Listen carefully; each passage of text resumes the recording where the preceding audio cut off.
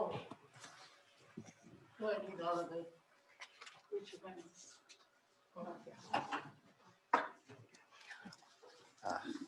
So, oops. Thank you, Mary. I'm Eula Robinson Clark, Mayor of the City of Stewart. Today is January the 5th. This is our 9:15 public hearing in the Commission Chambers at 121 Southwest Flagler Avenue. City Clerk, Yes, Mayor Clark, present. Vice Mayor Matheson. Present. Fine, thank you. Mary, we'll just, even though it's not a We full should say- meeting, let's just acknowledge your presence and the idea that we have a country of freedom and laws, and let us just together pledge allegiance. Pledge allegiance to the flag of the United States of America and to the republic for which it stands, one nation, under God, indivisible, with liberty and justice for all. Thank you. Thank you. Mary, do we need to announce anybody else who's here? No, it's not necessary. Okay, thank you. So I call this meeting today. First, I want to say thanks to the residents of Stewart for allowing me to serve on the city commission, and also for city commissioners, and for selecting me as the mayor for 2021. And I call this meeting just to get our minds together for the beginning of the year and to get some ideas for me to share some goals with them and for them to share some goals, and so that we can see where we're thinking. Because as soon as we start this year, we have a new budget coming up. And of course, we have to implement our current budget and our current ideas. But it's just good to be able to talk with each other. For those in the public who are watching this meeting, we're here at City Hall. It's a public meeting. But it just so happens that it's each of the commissioners who selected a time frame. They're the ones who are here today. I think people can send in input, but we're not going to be asking for public input as far as I know. Mr. City Manager, if there's anything that I need to. No, ma'am, no public input. Okay, so they can send in input, they can watch us and give us another time. Any citizen can call me at any time. Call the city manager's office, 600-1267, and you can provide input. You can have a meeting with me or any of the commissioners at any time, so that's important. So my time with Commissioner Matheson is very valuable. I have set forward some ideas and goals and objectives, and today I just picked out a few things. I have about 6 or 7 things that I want to try to get through with each commissioner. And of course, I want to get their ideas too. So the commissioners have read my ideas, and we want to spend time trying to get to their ideas. I'm just going to list out some things that I want to get through with each commissioners. One of my top things is to deal with COVID. How we gather and get and give out public information, how citizens get the vaccine. I just saw an example today at our health department. They're really working hard. People are coming in, the lines are going around, and people are getting vaccinated or getting information, and we're just working on that.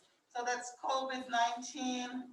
Then one of my big issues is for what I think is once and for all, planning and trying to focus on East Stewart. There are lots of areas in Stewart that we want to focus on and to work with, and we've always traditionally dealt with those as our downtown area or business area or large residential PUDs or small older communities, whatever we may want to call it. So we've always worked on various segments of the community.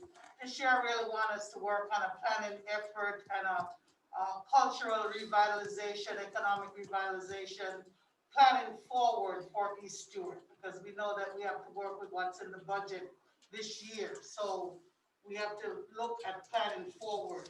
Then, of course, our Clean River, working on that and how we would do that. Just to mention about the City Hall relocation, if there's anything that anybody has any ideas about for the planning for the future, again, budget-wise, and how we work with our time frame on moving City Hall and dealing with the properties that we own on a general level. And then, of course, one of the big issues for me is homelessness in Martin County, as well as in the city of Stewart, how it's impacted, and how we deal with development in the city of Stewart and trying to secure funds to assist and work with homelessness and affordable and attainable housing.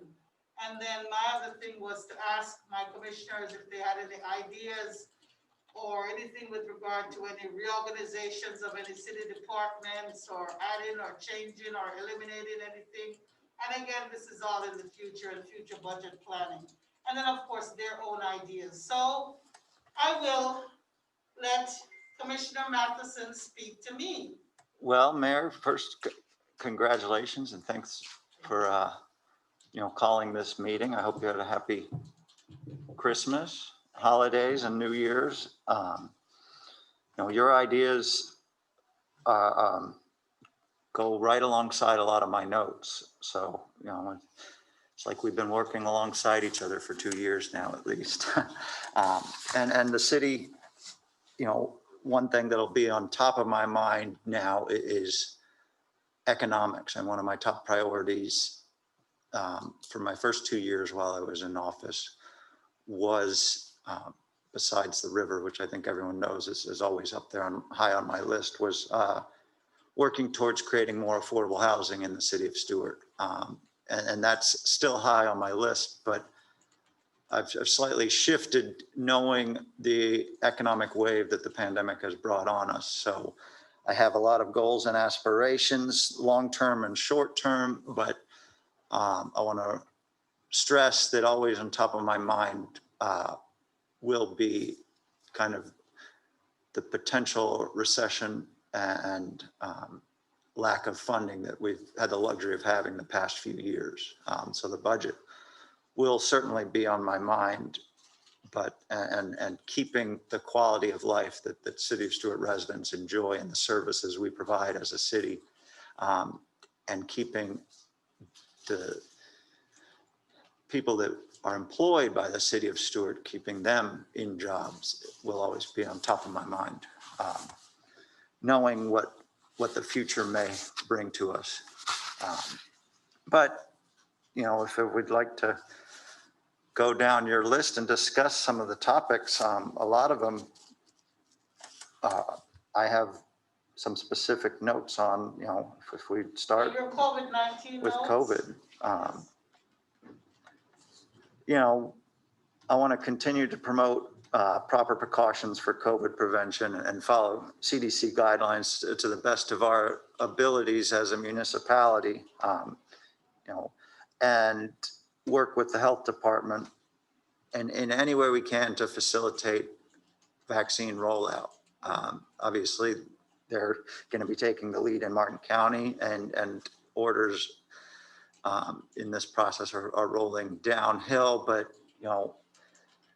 in the past, we've hosted different events at the 10th Street Community Center, and if the opportunity arises, I foresee us, at least raising our hand or offering to host, say, mobile vaccinations at 10th Street Community Center, depending how it goes. But we'll be looking to assist the health department in tightening up that process and working with them to make it as streamlined as possible to get all those who are ready and willing to get a vaccine, get them vaccinated, as efficiently as possible throughout this coming spring and into the summer. And then, one thing we've got to do is focus on working with our nonprofits and supporting our local businesses. One thing we've already talked about and did throughout the summer was support and encourage a shop local campaign. And I want to continue to do that. But the other thing I'd like us to think about as a city is going a step beyond just supporting our local businesses, but supporting those that have become unemployed from COVID. So one of my thoughts, when it becomes, prudent, considering COVID and the outbreak, is to host an in-person job fair, potentially at the 10th Street Community Center. And we could work with some of our nonprofits, the Career Resources Center. I've, over the holidays, have spoken to certain restaurateurs and other business owners that would be willing to come and kind of, seek out new employees or those that have lost their jobs. This is something where hopefully we could get House of Hope, NAACP, and other nonprofits together. But the reason I want it to be in person rather than virtual is those that may have lost their jobs due to the pandemic might not have easily accessible internet connections and virtual access. So we would have to do this the traditional old-fashioned way. So this is something, we as a commission and with the city's help, if maybe every commissioner could reach out to local businesses that have employment opportunities and start formulating a job fair when it is safe to do. We need to get people who are ready and willing back to work. And we know that a lot of people have, lost their jobs due to the pandemic. That's, Environmental? No? yes. So kind of broke up my environmental into general and then the river and the waterways. But I want to continue to promote and increase the planting of shade trees throughout the city of Stuart. This is something I think all prior and commissioners have supported, and I hear this consistently from residents that it certainly improves quality of life. It's essential for the environment, and anytime there's a development that comes along and removes numerous trees, we all hear that in emails and phone calls. So that should be an ongoing process, and I know we have plans along East Ocean, but I'd like to broaden those plans. And Now, of course, Vice Mayor, about, my idea again of trying to work on a concentrated effort, especially in East Stewart. Absolutely. To really get some trees into those homes or on the street side or streetscape, all those things. So yeah, definitely, that's a great idea. And of course, with our developers, that's something that we've always been pushing when development comes. absolutely. I mean, trees just cheer people up in so many different ways. And that coincides. One of the things on my list is, continue towards the process we're going on for complete streets on MLK. And I know right now a lot of East Stewart is undergoing repaving, but starting to highlight areas in the city of Stewart's easement where we can plant trees. It is very high on my list. One of the things we did, in the past 2 years was our straw ban and our goal, City of Stewart's goal towards zero waste on city property and city permanent events. And, the straw ban does come into effect this year. I'd like us as a city to stress still education as much as possible, but in enforcement, COVID took top priority as our focus, and addressing some of the negatives that little steps like little City of Stewart's straw ban, or us working towards zero waste, such as places like the Green Market or the Art Show or the Stewart Boat Show aren't going to make a big difference. But we as leaders and commissioners have to look beyond that, and every little bit helps.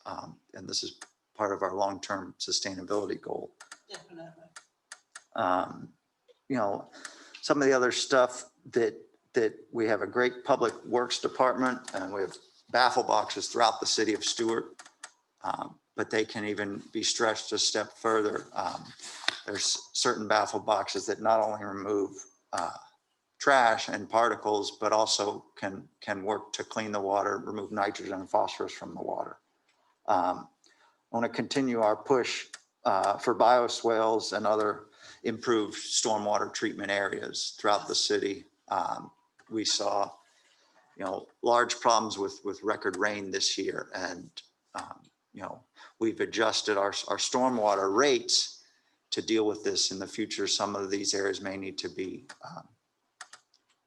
dug deeper and kept cleaner. You know, we began working with the county to do that during flooding. You know, people listening might have noticed all the clearing behind the YMCA that the county did. Yes. But we need to constantly be on top of our stormwater treatment areas.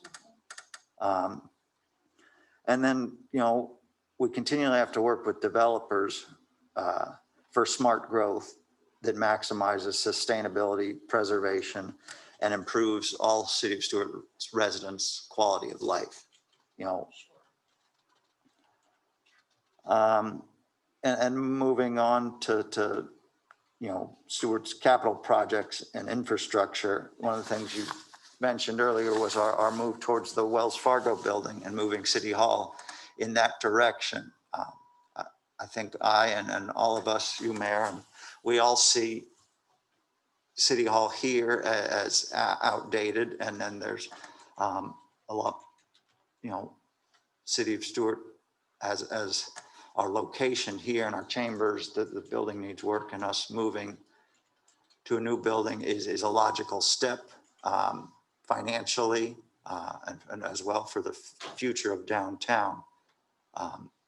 You know, we'll have to have lots of discussions on what to do with this property, but you know, it's a case of what comes first, and us moving over to the Wells Fargo building is the first step, and then discussions of the nature of what to do with this property would come next or during that time.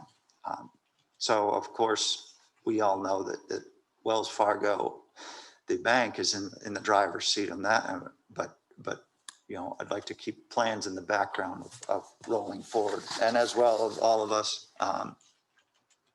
hopefully in support of plans of the surrounding property that we picked up.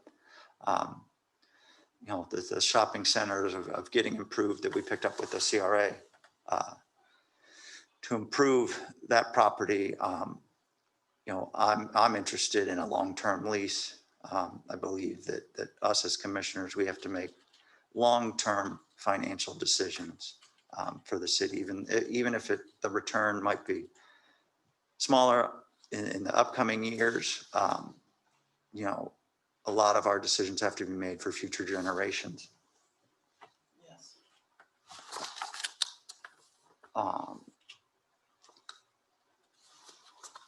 I'd like us to continue with the progress we will be making and have made at the 10th Street Community Center.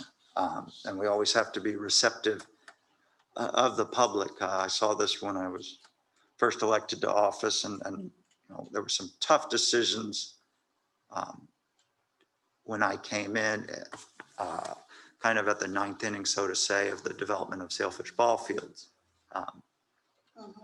But, you know, as those plans are narrowed down, you know, seeing what happens with that property and how many ball fields do we need in the city, or what is best to benefit the community there and Stewart as a whole, while keeping in mind, you know, our upcoming budget and the years ahead. And then I already mentioned, you know, we have in plans complete streets on Martin Luther King. And I've heard from a lot of residents that Palm City Road would be an excellent opportunity for complete streets there as well. You know, this is something I intend to pursue with the MPO, and hopefully with Commissioner McDonald, and you were tremendous help when you were on the MPO. But Martin Luther King, Palm City Road are excellent complete streets opportunities. We need to continue to promote sidewalk connectivity throughout Stewart. Taking advantage of the TAP grants through the MPO is one way we've done that, and we'll continue to do that. I've been in conversation with Martin County to work towards improving transportation, and I serve as the chair on the local LCDB, and your successor as that chair. And I'd like to work with the county to improve Marty,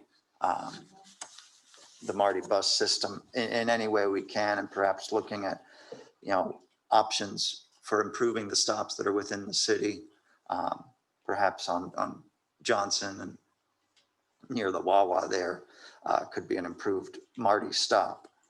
We want to encourage people to use the Marty system as much as possible. It's one of the ways that I see a municipality as encouraging and removing cars off the street. Yes. And working towards that sustainability. You can't just widen roads forever. There has to be an end game. And if people have other options, they might not drive. And on that note, we really need to stress, and I think we have over the past few years, improving our relationship with Martin County, improving communication, and working with the county on such issues as the river, impact fees, and transportation. And I like that idea, and I know that you have some other things over here about Lonesome, and I have some, I have a question for you. I don't know if I should ask it now, but with regard to, well, I guess I could always wait. Well, it might be a start. So you're saying working on improving relationship with Martin County with regard to the river. Do you see more collaboration with Martin County and other people who have information with regard to the river versus the city taking either their own step or a big step in terms of hiring an attorney, working to bring some things in front of the Army Corps of Engineer, or even to file something against the Army Corps of Engineer. Well, at this point, I had a long meeting actually yesterday with Mr. Hogarth about the LOSUM process, where we are. We have a meeting tomorrow. They're starting to narrow down the modeling. And so I don't see one specific track. And I honestly don't believe the county does either. We have to do our best to work with all government agencies, although, a lot of people on the outside who aren't into the process as well would easily say that, well, where's that gotten us in the past? And I certainly agree with that. This is an issue that's been going on for many, many decades. Yes, 1947, 48.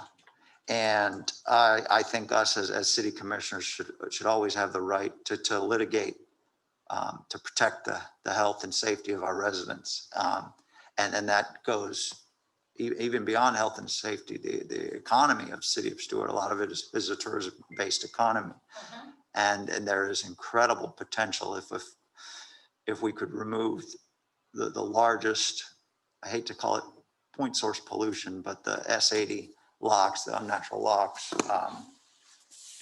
make up the majority of any one source of unnatural water coming into our estuary.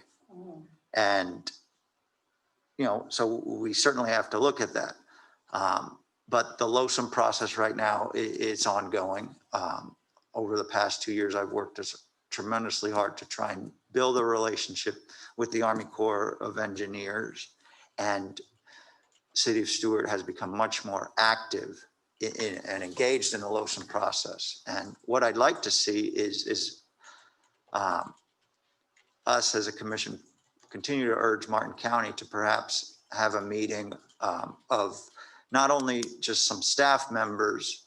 I know Mr. Hogarth works occasionally with some of the Martin County staff to update each other, but perhaps elected officials from different municipalities who all have a stake in our estuary meet with, an elected official from Martin County, where we can all be briefed and discuss things as a whole. I think our voice is stronger if our comments are sent together, than let alone say the City of Stewart and then separately the county.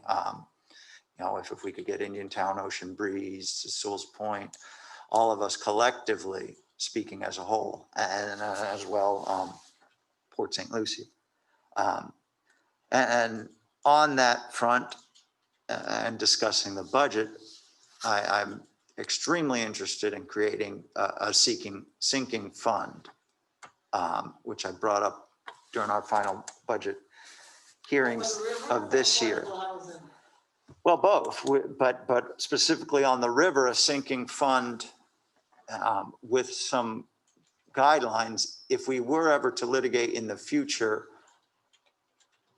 it would be wise for us to have, a source and somewhat a structured account where we can look to, specifically so that we're not discussing funding litigation, on the dais. Is going on and we're running out of money. Exactly. But because this issue has been going on for generations, I don't think that would be unwise for us to create a sinking fund, an environmental protection fund. I'm not saying right away that we would go out and hire an attorney, but we should start to prepare for that. If we had done this, a decade ago, we'd already have that fund. And perhaps we'd still be working with the LOSUM process. And I want more than ever, the fastest track to a cleaner river is probably for us to one, improve the management of Lake Okeechobee, and then have improved infrastructure projects continue on their fastest track as possible so that we can get our goal of zero discharges. All right, I think you're on item number 8 on your list here. I just took out the river on that one thing. Well, you'll have to keep me off the river as much as possible, because we do want the meeting to end before lunchtime, I hope. The other thing I'd like, to narrow down would be, when I look at City of Stewart and you look at it on a map, we're here on the south point of an incredible peninsula. But the other side of our river, we have North Point, which we all call the City of Stewart. And I'd really like for us to find a future for that North Point property that benefits all City of Stewart residents. And I think, one of our— And that's the property just on the north end of the Roosevelt Bridge. Yes. And we've tried unsuccessfully really to get anything going. Before I was elected, and when I was recently elected with Mr. Geisinger, and I stressed as hard as I possibly could that we wanted the project to happen and take place. And we all discussed time limits on there. And that's really nothing has gotten kicked off. But, that coincides with our move to the Wells Fargo building about trying to spread downtown one direction. North Point is the other direction of that. And then the other logical direction is improving MLK. And those spreading downtown in those three directions, logically improving all of those areas is something that's in one of my long-term goals. Right. And you mentioned affordable housing with the sinking fund, and My list.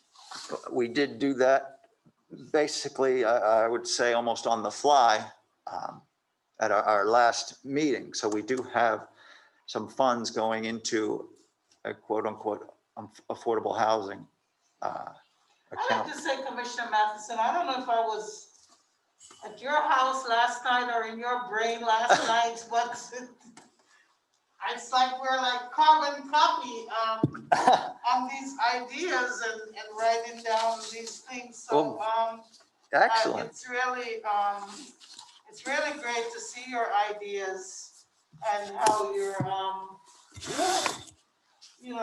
so it's just wonderful. Excellent. Yeah. Good. I mean, About affordable housing. and we've made some successes with the revenue we've pushed forward towards workforce housing. And this is a problem that will, one, always be there. We're never going to solve affordable housing. I don't think anywhere will always 100% solve it, but it's a problem you always have to continue to work on, and you always have to work on it through different directions.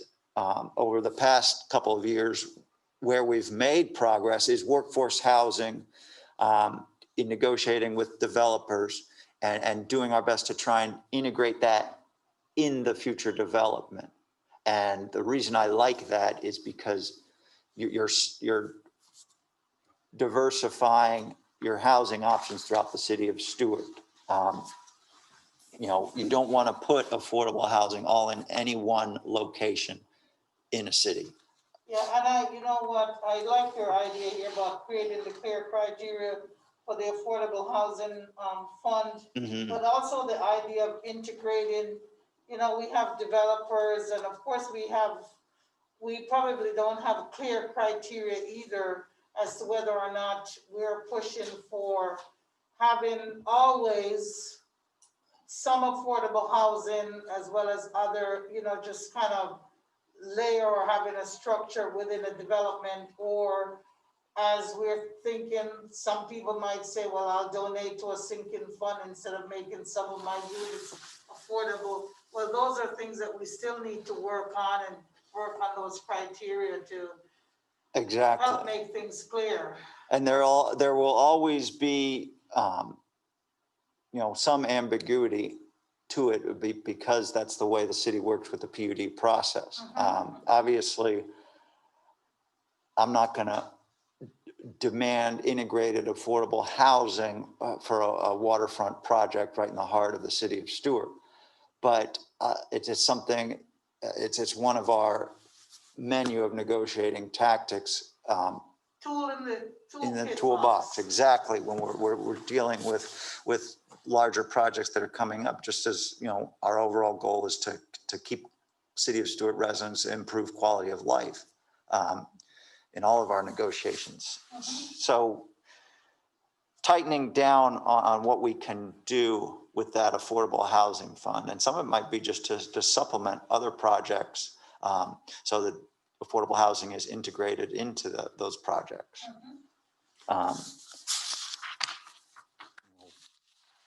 Your favorite subject that you promised to speak about for 1 minute.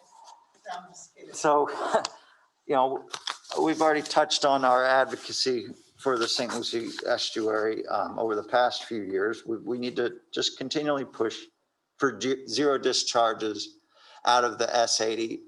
But to elaborate on that, really the only natural discharges we should get in our estuary are our tidal basin discharges. Rainfall that naturally would fall on City of Stewart and the surrounding land and naturally roll into our estuary.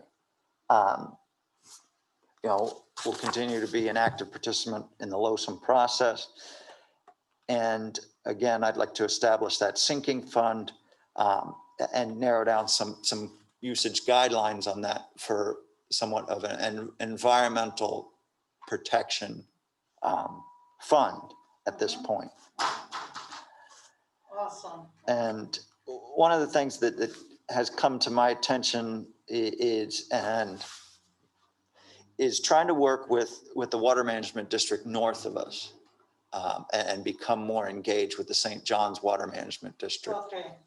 There's been talk of bigger region, but we're Exactly. affected by them. You know, the state, we have to focus it as a whole. And I'd like to open up discussions and perhaps support, water flowing that flows from the C23 and C24 basins in the North Fork should naturally flow more into the St. John's Water Management District in that area.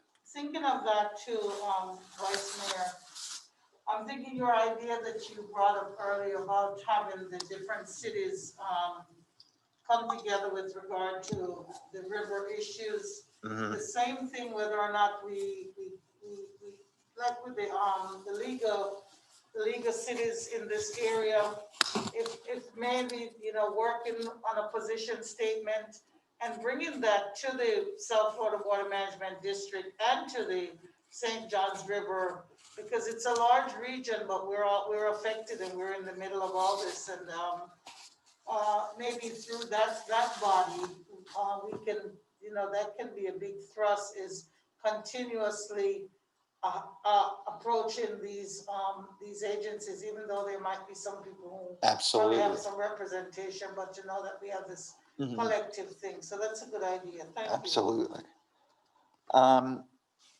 And then, we have to continue the progress we've made on promoting and creating local water quality improvement projects.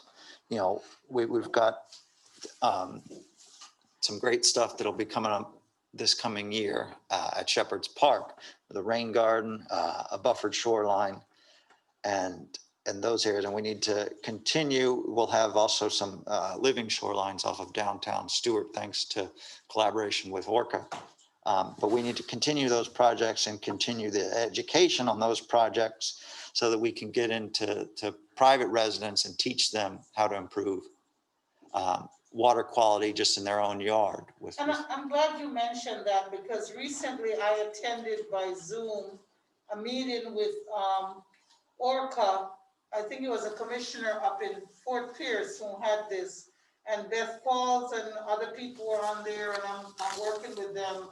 And I did mention that to our city manager, but yes, there is a public, well, they have several things out of Gainesville and out of Orca, where they're working with the community. And one of them is to deal with the fishing. And we have all this fishing off the Roosevelt Bridge.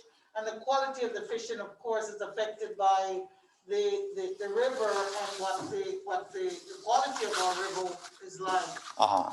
And so they want to do a study in our community. So I'm going to be asking them to talk to us about it and see Excellent. how we can get involved and get people involved, people who are using the river for subsistence, food source from fishing. They actually buy the fish from people. They study the fish to see if the fish content, whether it's mercury in different parts of the river. They've studied it out closer to Lake Okeechobee, and they wanted to do something in Stewart and see how it's really affecting our people on the ground and who's coming here to fish and all these kind of things. So I want to work with them on that, and I talked to city manager, and I want to, talk to you guys about it.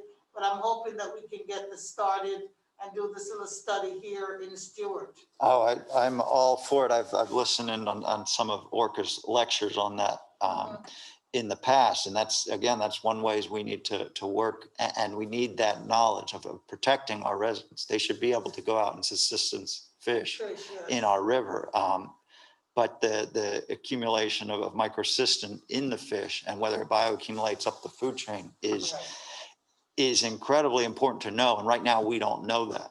Definitely. But some of their results on some fish that aren't high quality food fish, like the armored catfish out near Lake Okeechobee and in the freshwater canals, show that microcystin did bioaccumulate. So, there's some major unanswered questions.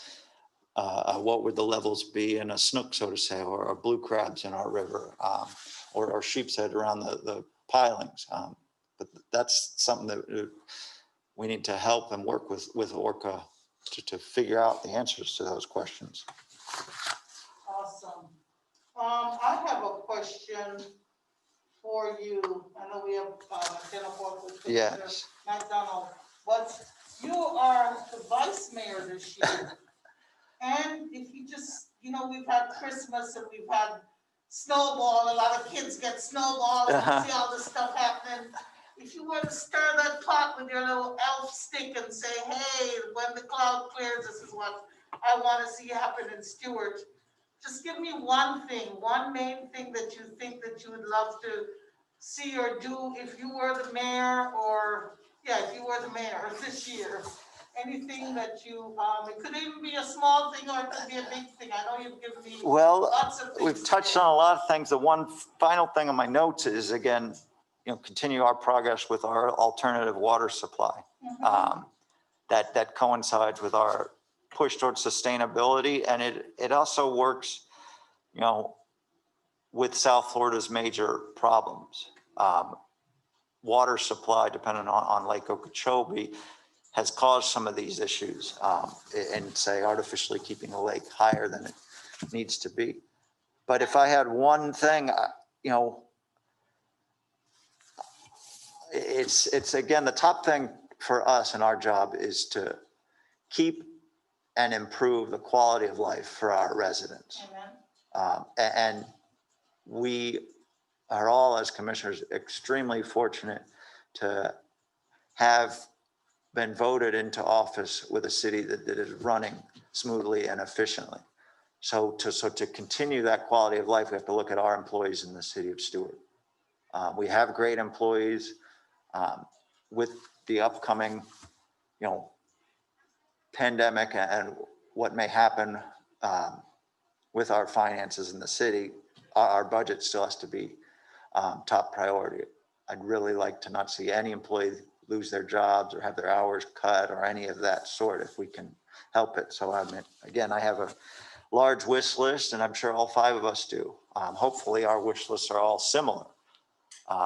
But our main goal, and I believe the reason we're elected, is to keep Stewart residents' quality of life as high as possible and continue to improve that. And that quality of life is based on City of Stewart employees. Thank you, and I appreciate that, and I'm sure that you join me because you end up with the word employees, and especially thanking and looking, not just, I know we have all of our employees, but really when we think about police and fire and those essential services, those people who are out on our roads every day, keeping them clean and safe, and so I just, I'm so glad that you're ending on that note, that it is so crucial that the backbone of our city are those people who are out there every day working hard in each and every department. And I really appreciate that,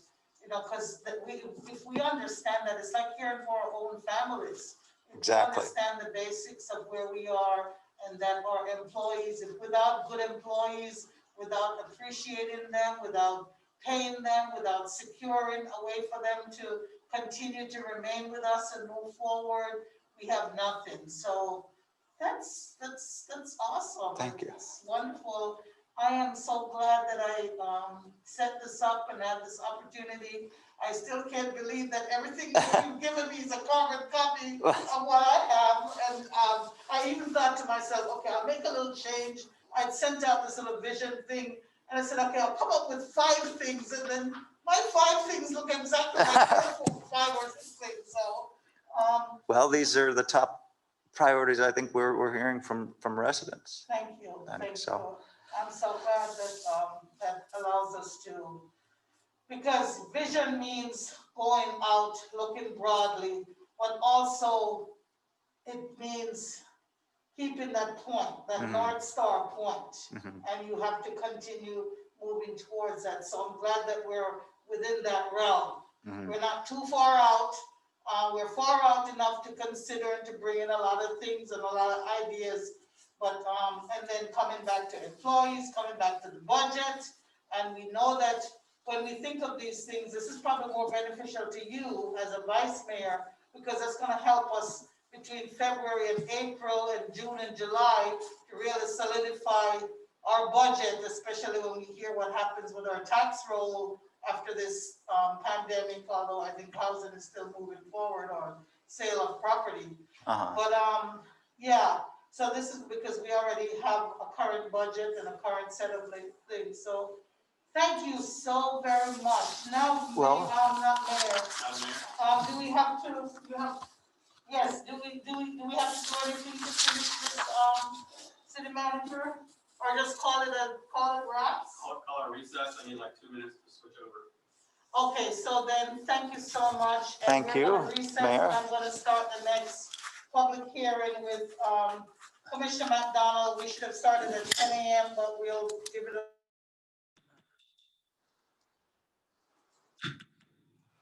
Good morning, I'm Yula Clark. We set this meeting today, for 10 a.m., but we're running a bit late.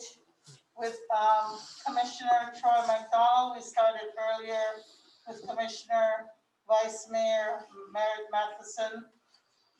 So we're just continuing our meeting.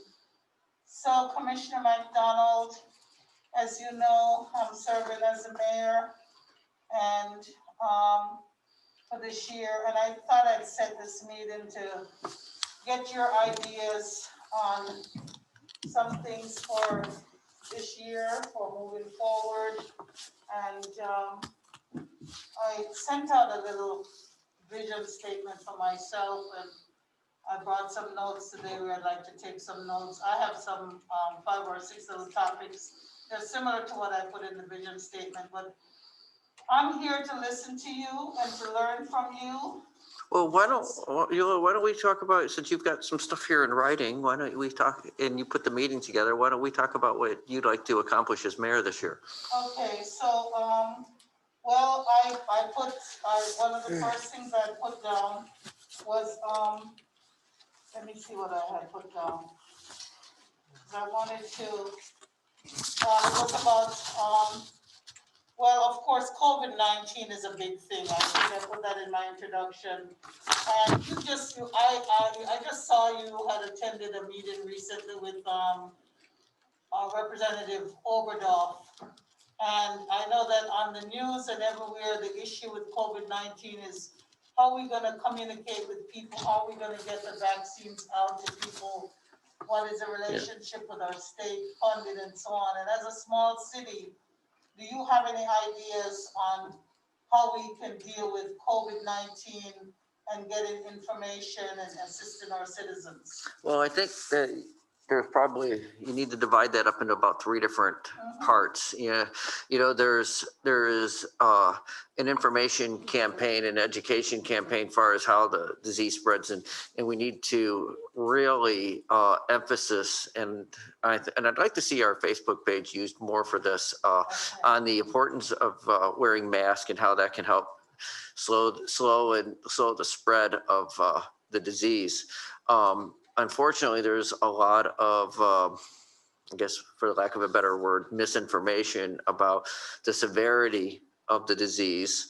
And so there's a lot of people that don't believe it's that bad, and they don't believe it real. They don't believe it's this. So, but it is, it's real. It's a real disease. And so I think an education campaign towards, from, I think not only us, but from everybody, but from our perspective, I think the best place that we can do that is on our Facebook page. And I think that can be something that can be done regularly, inexpensively, and to a certain extent, effectively.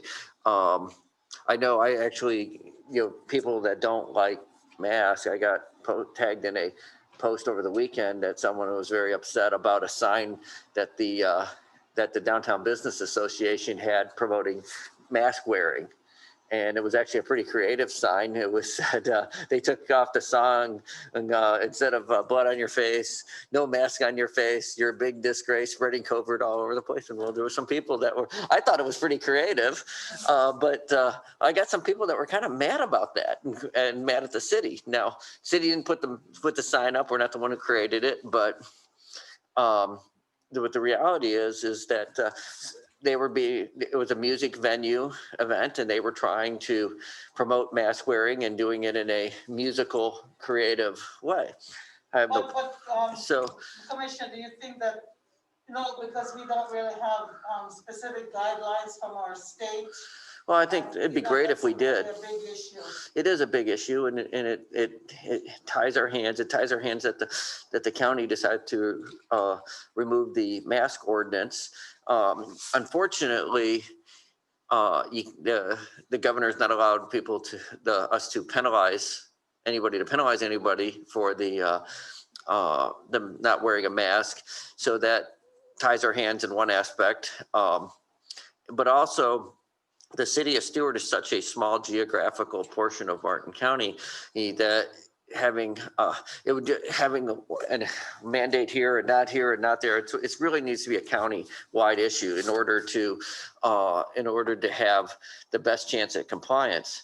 But I think skipping on to the next thing, which is I think where you were going, which was the vaccinations, and after listening to the press conference.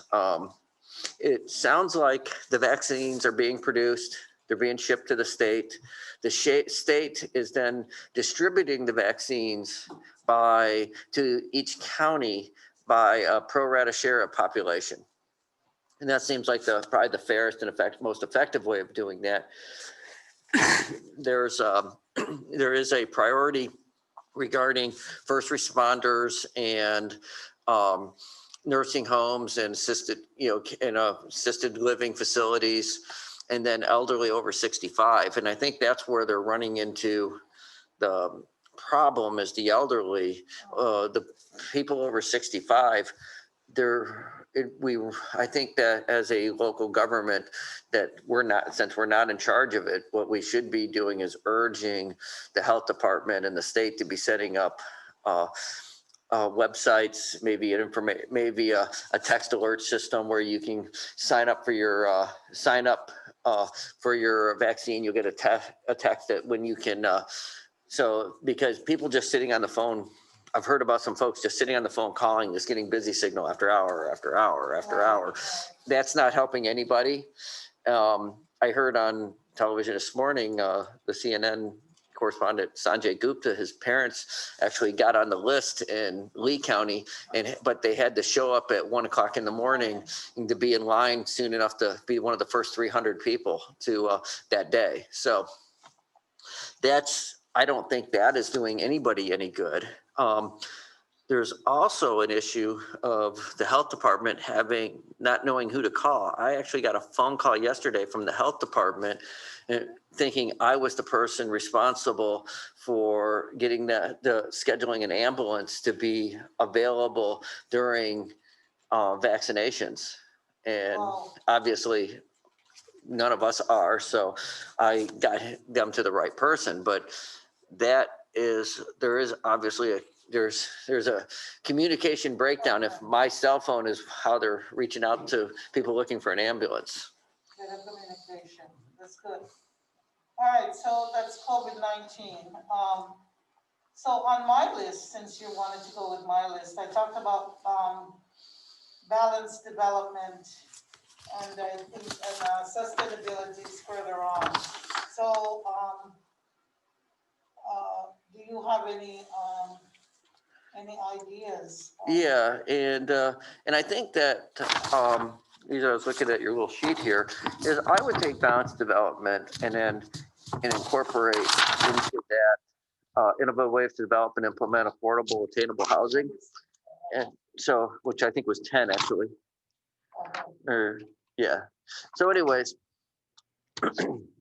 one is so for many years this, and I see and kind of after being here long enough as you have, I've seen us go from in the 2000s, lots of residential development, then commercial development, and then lots of residential, and then back to lots of residential development. And a lot of that's market driven, but and I get why that happens, but I think that at the same time, we also, in order to continue moving forward far as tax base and far as being the heart of Martin County, what makes the city of Stewart the heart of Martin County versus any of the other municipalities is the fact that we have the vast majority of the business.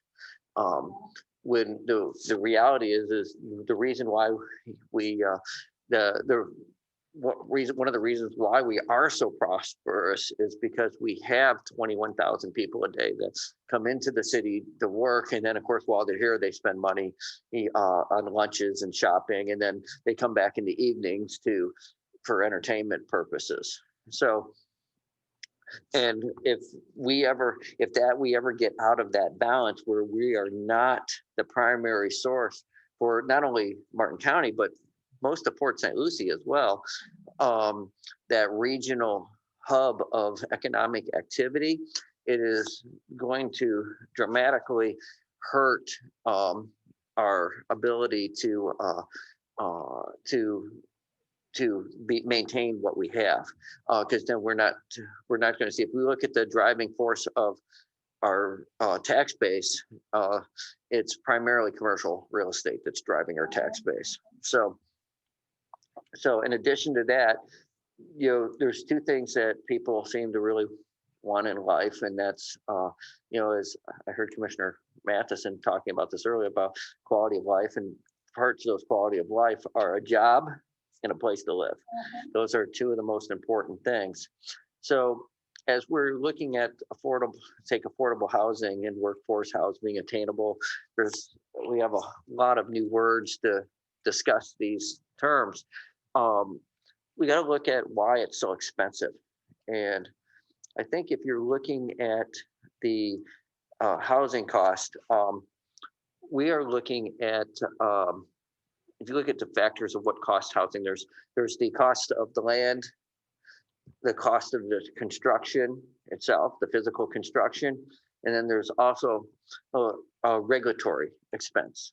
And regulatory expense expenses created by regulatory, I believe, is really one of the main factors in why we're seeing such high housing prices. And so I think rather than, if we want to lower the cost of housing, we need to look at lowering the cost of regulatory expenses, and that can be in the form of impact fees. That can be in the form of required amenities, the things that every time we add something onto a project, in order, the trade-off that we look at, that's from high density to, okay, we're going to give you more density, but we're going to have you do X, Y, and Z. Every time we do those we may give them the more density, which can lower the cost per unit. But then if we add too many extras that we want them to pay for, now that just adds that cost right back in. So we need to really look at the right balance of that, so that we can help keep the cost down. Impact fees are one of the biggest areas. We did lower the impact fees, I think in 2014 or 15, we actually did have a pretty good reduction of impact fees, primarily on the road side, because the city roads are pretty well built out. But it's also looking at how and at the same time, we should also be looking at how impact fees, for example, and I know our staff has been working hard on this, is looking at how impact fees that are collected by the county, for example, roads, are spent to make sure that they're providing the most bang for their buck for where the actual development took place, and providing those additional capacity, so that we can ensure that our traffic is moving, because traffic as part of a balanced development, you need to look at traffic, you need to look at traffic flow, complete streets. There's lots of different things that you can do. Good. And that takes in quite a bit of what I was talking about. Let me go back to businesses. You're a big proponent, I think, when you were on the commission first, about shopping local and supporting local businesses. And Absolutely. of course, you mentioned about trying to keep businesses open, even when when we don't have a specific ordinance with regard to the mask and so on. I find it interesting when I go to the stores and I hear on the intercom system,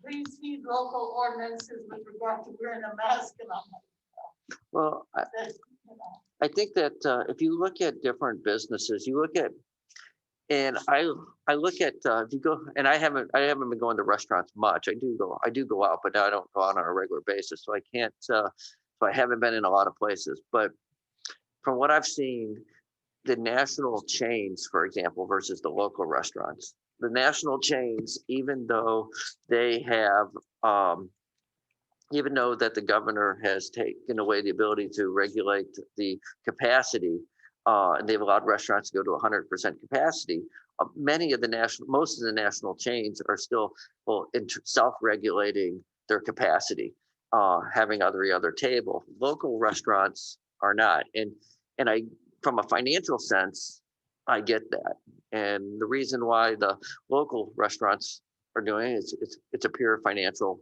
issue, and they don't have the financial backing and wherewithal to as such an Outback or some other big chain of restaurants. So, but because there is the authority is not within our ability to make certain regulations to, I think that it's really up to the individual businesses to self-regulate. Not going to necessarily happen, but we don't have the ability to do it. So I think promoting the amongst, as far as again, Guidelines. yeah, promoting the CDC guidelines, promoting the idea that that we're all in this together. And the reason why that they need to self-regulate and reduce capacity is in order to have more people actually come in. I know people that will not go out not because they don't want to go to a restaurant or want to go to a restaurant. They won't go into a place if they see too many people in it. Right. They'll go there, open up the door and go, yeah, this one looks okay, or not a chance. And so I think that would be, and then back to the shop local is that's something I'd really like to see the CRA actually, and I came onto the commission too late to really affect the budget. And but next year I would like to work on putting money in the budget, just as we did years ago for the shop local program, and promote to do some advertising for shop local, get some radio spots out there again, get some more social media advertising purchase, promoting buying our local businesses and keeping our local businesses up and running, so that we can additionally, I've been working as a member of the business development board. I brought this idea to the business development board, and during the beginning of COVID, they actually started highlighting small business like this, nothing like they've ever done before. The other side of that is most new jobs start in small businesses, and the city of Stewart, through our connection with the business development board, has been involved in the what is it called? Path. Can't even think of but it's the education. What's that? No, that's the FACE program. It's the business BAP business accelerator program. BAP. Had to remember which acronym I wanted. And the business accelerator program has been great. It okay. It has been great as far as educating businesses, but one of our goals has been to bring business back to the East Stewart community. So I put together a partnership between the NAACP and the Business Development Board, and we're working on creating a minority aspect of the Business Accelerator program in order to help promote minority businesses within the city of Stewart and Martin County. And that's wonderful, Troy. You started that recently, or was that something that no, it started talking about it back in August, I guess it was, with Jimmy Smith, and then Jimmy assigned a new board member named Tiffany. I can't think of Tiffany's last name off the top of my head, from the NAACP, as the liaison between the Business Development Board and the NAACP. And so what we're doing is we're working towards it. The BAP program had already been set for this year. So we're working on it. So the next round of BAP that we have a. How does that work? Do they give money to the businesses to help with No, entrepreneurship, or do they give it's 12, mentorship? it's 12 weeks of training. Okay, And then at the end of the 12 weeks, all of the participants can make a pitch to a series of judges. okay. No, And then there's $5,000 of grants available, and they usually divide it up between 2 to 3 businesses. Kind of like a Shark Tank kind of. I know that, yeah, Chef, Howie just opened up his restaurant there on Martin Luther King. He has done that. Yes. So that's what that is. Okay. Yeah, so we're working towards getting some entrepreneurship going, which will, again, and we want to, the goal is to have people live in the city. We also need to have places for them to have jobs. And so we need to keep that in mind as we're working towards that. Can we talk a little bit more about East Stewart? Do you have any other ideas or any, I have this idea of trying to really revitalize and pull up some of that history of East Stewart and use the rich history to try to work into a walking tour area to redevelop some of the streetscape in the area. Do you have any other ideas about East Stewart as a cultural district and a way to revitalize that area? Yeah, I've been thinking about East Stewart a lot. East Stewart has the biggest potential for increase of property value probably in the entire county. It's, if you think about it, it's kind of like the donut hole, and it's right in the center of the city of Stewart, surrounded by valuable commercial and residential property on all sides, and it's stuck in a bit of a time warp. So I think that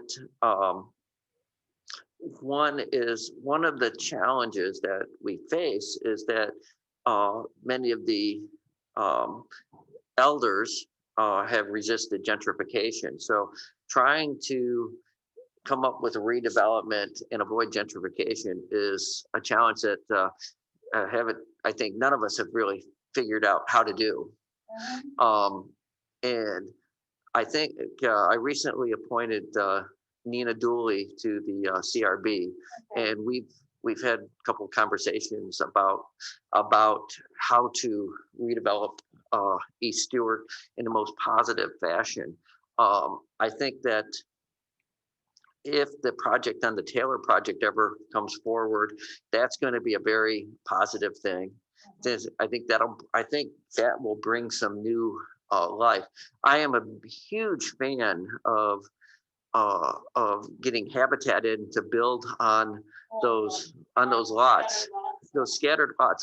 I would love to figure out how to get all of those scattered lots, and I think that's into the hands of Habitat and get houses built. One of the best ways to ensure that to work so that we don't have the large scale gentrification that people are concerned about is to, I think Habitat is an organization that can do that. Habitat has a very diverse set of people that they help. But I think there's also, we're going to have to come to the reckoning that the neighborhood is going to change as every neighborhood changes. It's going to evolve. It'll always be the historic Black community, but it may not always be a Black community. It may be Hispanic, and it may be part white. There's probably going to be a mixture of everything. And I think it's going to have to. I think East Stewart, to be successful, is going to have to take on the diversity that reflects the rest of the community. in order to bring in new blood and bring in, and most importantly, bring in new money. Okay. But Let me ask you this, you're mentioning about money. Do you, would you support, because we're talking about in the future budget, setting aside monies in our, from our CRA funds, or trying to figure out how much monies we may have accumulated even from any tip money that over the past few years since the CRA has been added, since East Stewart has been added to the CRA, trying to figure out how we can put some money into East Stewart from CRA funds. well, I think there actually, that's already happening. And kind of like and- purchasing, if we had to purchase land or do any. I would be interested, I would consider, and this is without thinking about it. I would consider purchasing at a fair market value price some or many of the vacant lots, so that we could actually get something moving on them. First, Affordable housing. well, I think single family houses, I think like I think more like the habitat model versus a government program. I think that home ownership is what, if you want to help people create wealth, one of the first steps of that is home ownership. And when you help someone, and I've been to, and you've been to plenty of them, when you go to a ribbon cutting of a new house for Habitat, and I've helped them cut those ribbons and handed over the keys before, that is so exciting, because you're giving a family so many new opportunities, and that pride of ownership excels them into other areas where they end up going on, and they end up getting more education, they end up getting better jobs, because they have that pride of ownership. And so to create blanket low income rentals in East Stewart is, when there's quite a bit of that now, I would really prefer to focus on how to like, again, on the Habitat, or maybe there's another model out there, but something on that model, single family ownership on those lots. And again, this goes back to, we have to go back to like the regulatory costs to help keep those costs down. But if we can help people have that home ownership and that pride in that home ownership, then that excels them and excels in everybody around them. They're all, because they're whole extended families, and everybody, it seems to go that way. Okay, good. And you're aware that there's a lot of public housing here, going to be housing in East Stewart, is a public housing. That's like the core of East Stewart. There are single family homes around, but the idea of trying to get people educated economically, as well as socially, about literally taking that step to move up the ladder, maybe move out of public housing, acquire their own homes or apartments, probably the same place in East Stewart, if there's the availability and the work towards creating the housing right there when there's available. And like you mentioned, the Taylor property, if that comes in with, upwards of 200 or more units, then we'll be able to have people possibly, if the economy is right, that we're in a tough time with COVID, maybe move from public housing onto something else. And if the Taylor property comes in, and I don't know how many units we're talking about, let's just say 200 units, it comes in, the TIF money that will produce, that can be spent right there around it in East Stewart will be substantial. I think that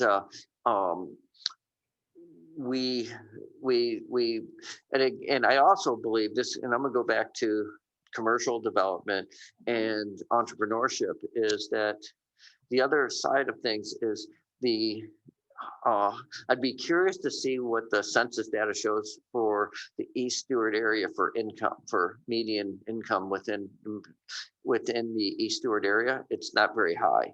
And until we can help people get better jobs, until then, it's going to be hard for people to lift themselves out of public housing.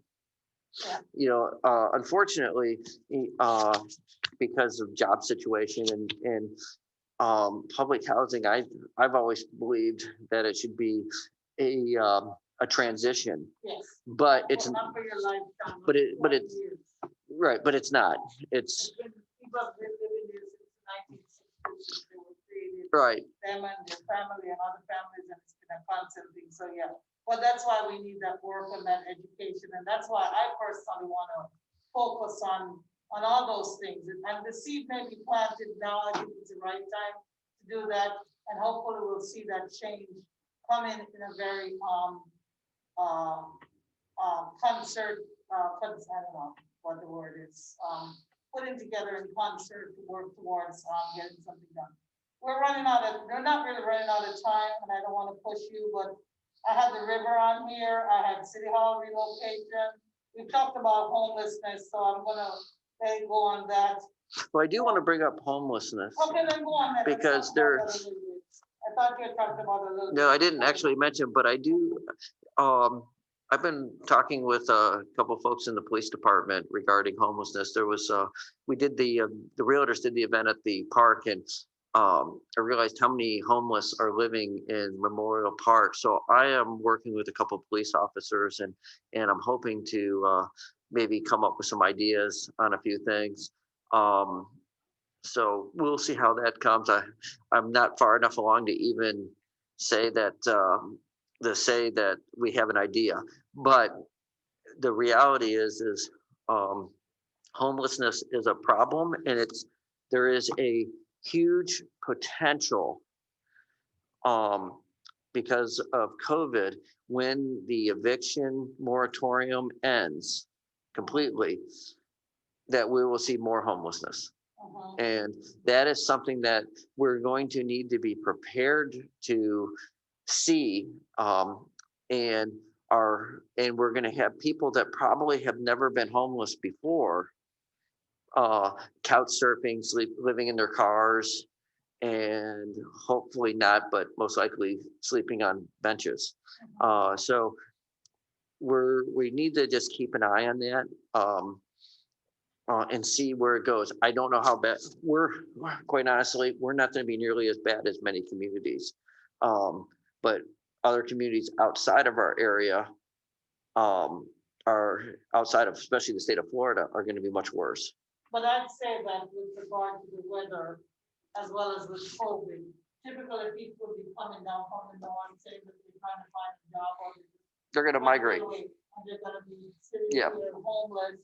And it's gonna be worse because of COVID. Yeah, we'll have a delayed reaction. Ours is going to be a trickle down, but there is a potential that we're going to see that. We saw it during the housing crisis. One thing I do want to discuss is budget. Okay, all right, go on, because I was gonna ask you, how do you feel about us, trying to work with developers or in our own budget to try to set aside some type of sinking fund or anything to do with homelessness? So continue, work with the budget. Tell me what you want to talk about. Well, the big thing is, I'm fine with sinking funds, long as they're not restricted. And the reason why I don't like the restricted is just for one reason.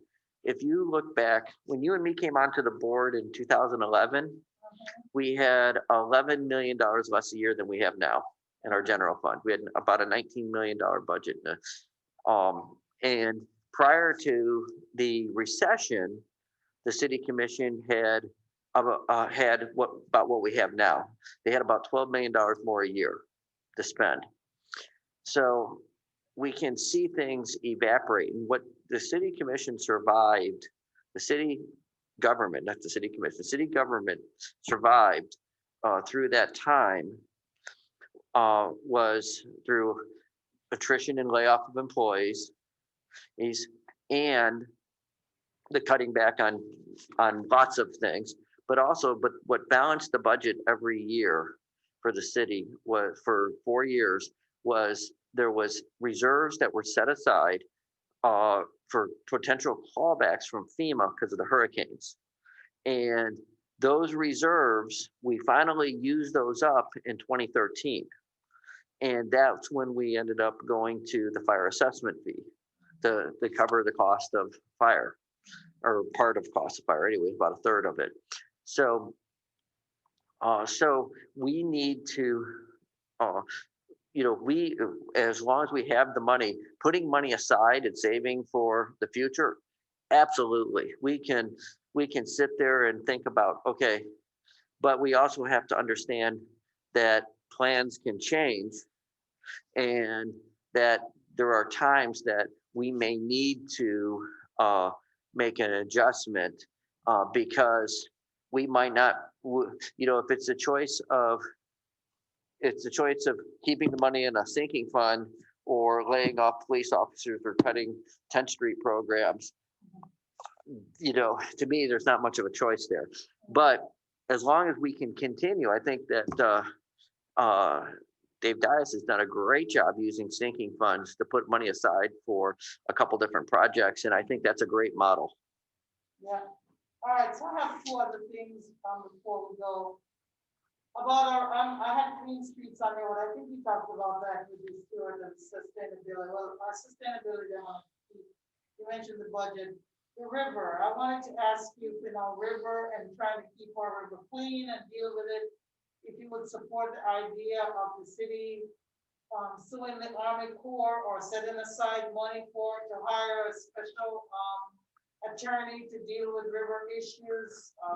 No. And then anything else you want to do? No, not suing the Army Corps of Engineers. I don't support that. Okay. And I think that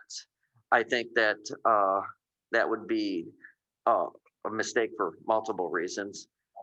But first of all, I think it'd be financially unfeasible. I also believe that Commissioner Matheson has done a good job of building a rapport with the Army Corps. And if we were to sue the Army Corps, then that rapport would be gone. There would be no conversations between us and the Corps unless everybody's attorneys were involved. I also know how much litigation costs. Our litigation that we had just involving the Harbridge was $16,000 a month. And that was, the county spent over 10 or $12 million for suing the government regarding all aboard Florida, the state and regarding that. So, and didn't get anywhere. So from a financial perspective, no, we don't have that. Now, what I think that where I would rather, far as hard dollars is that we, is continue to advocate the way we've been advocating through, through what Ben Hogarth does, through what Commissioner Matheson's been doing with his report. I also think that as our city residents are paying, who pay county ad valorem, the county spends millions of dollars a year, which percentage of that is coming from our city property owners, or towards multiple consultants that are working towards advocating for the river and for Everglades restoration and for LOSOM and all of these different things. And so we need to continue that. We also need to continue to make sure that whenever we have an opportunity to comment, we should comment. We should keep an eye out and advocate with our legislative delegation regarding state and federal legislation that affects our local waters.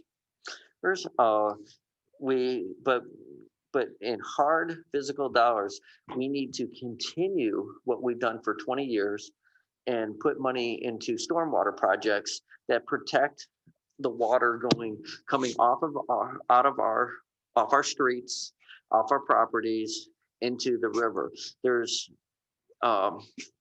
sheet flow, there's still streets that sheet flow into the river without going through baffle boxes.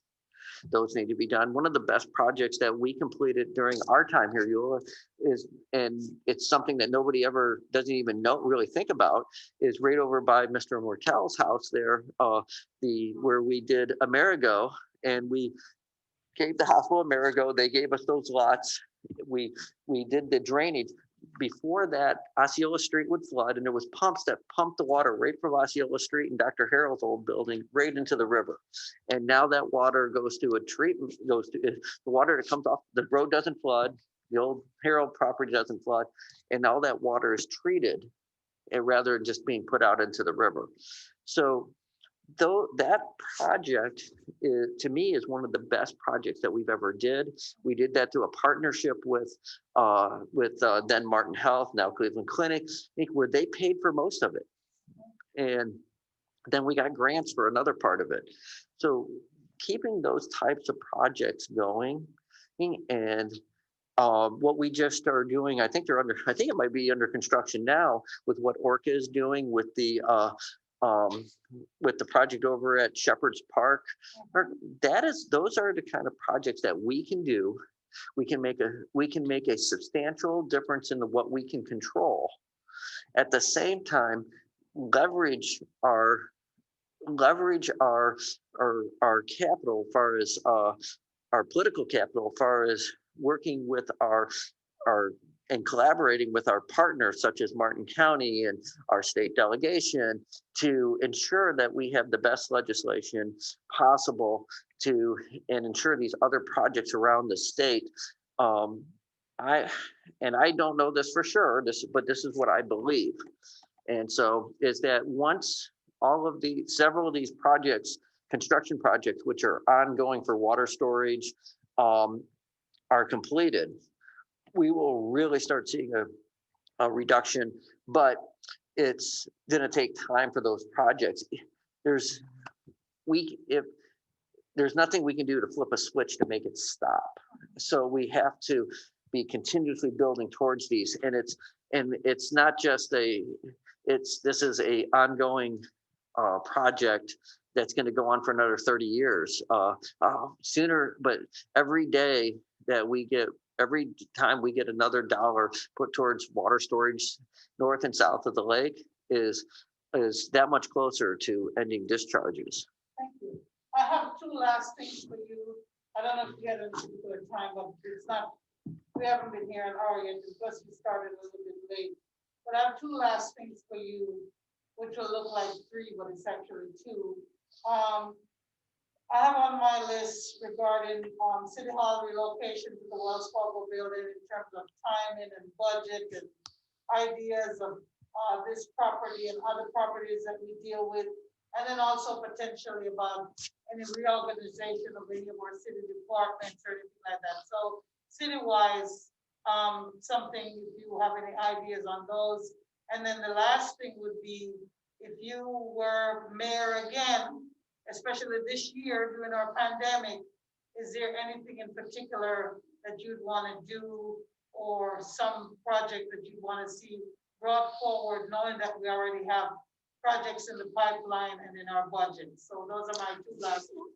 So I'll just kind of take them by the easiest first. Reorganization of city departments. I think that is something that is up to the city manager to manage his departments as he or someday she sees fit. I think. You know something that we don't know? No, I don't know. There's nothing I don't know, but it's a gender neutral thing. So because Dias, he's only got 30 more years here. So, but I think that far as that goes, as far as if I was going to be put in charge of coming up with like a signature project for this year, it would be promotion of small business. Okay. And so the moving of City Hall, that one is a bigger of a challenge. One is there's a lot of things that need to fall in place, such as when Wells Fargo is going to leave, cost of renovations, timing of renovations. Also, there's potential redevelopment of the rest of the property so that all kind of comes together at once.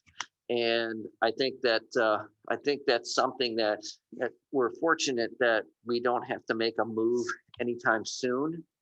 But I do think that we should be putting it on track. If that's what the goal is, let's start working on a timeline and put a plan together to get there. Okay, wonderful, that sounds good, and I like your idea of the promotion of small business, and I'd like to solicit your help in continuing to do what you're doing with the business development board. Oh, we'll keep it up. And nonprofits and other things, because that's gonna help come together. My own signature thing, which is to try to really literally put these stewards back on the map and see what we can do. If it's not this year, it's gonna be another time, so that things can be programmed and put in our budget for the future and in time. So Well, thank you so much. the one thing I would say, the best thing to get East Stewart, really moving, is getting the residents and the elders that have kind of are the main stakeholders to accept the fact that change is inevitable, and change is a good thing. Change is not a bad thing. We all fear change, but change is a constant. So, okay. Wonderful. Thank you so much, Commissioner McDonald. Thank you, you all. Thank you. Thank you. Thank you. We're gonna take a break. We'll be back at 2 o'clock with Commissioner Becky Bruner.